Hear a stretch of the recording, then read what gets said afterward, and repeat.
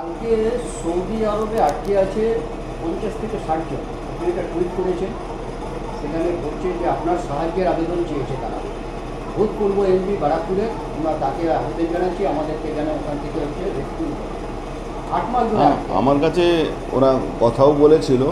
আমি আমার লেভেল থেকেও চেষ্টা করছি, আমি গভর্নমেন্ট অফ ইন্ডিয়াকেও বলেছি, প্রধানমন্ত্রীকেও চিঠি পাঠিয়েছি, ফরেন মিনিস্টারকেও চিঠি পাঠিয়েছি, অমিত শাহজির কাছেও পাঠিয়েছি, যাতে এইটা আমরা শর্ট আউট করে ওদেরকে নিয়ে আসতে পারি।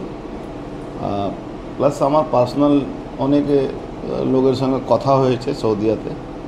আমি আমার লেভেলেও চেষ্টা করছি, আমার মনে হচ্ছে হয়ে যাবে, শর্ট আউট হয়ে যাবে। ম্যাক্সিমাম কি ব্যারাকপুর বাসিন্দা? ব্যারাকপুর বলে আমি করিনি, আমাকে অ্যাপ্রোচ করেছিল, সেই ছেলেটাকে আমি চিনি।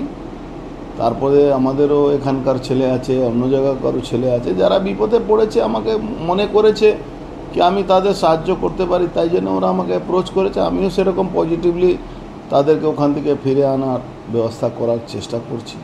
আপনি কি যোগাযোগ করেছেন কোনো বিদেশ মন্ত্রক বা আমি এটা সবটাকে বলার দরকার নেই, আমি অনেক অনেক লেভেলেই চেষ্টা করছি, সব গভর্নমেন্ট লেভেল থেকে পার্সোনাল লেভেল অব্দি।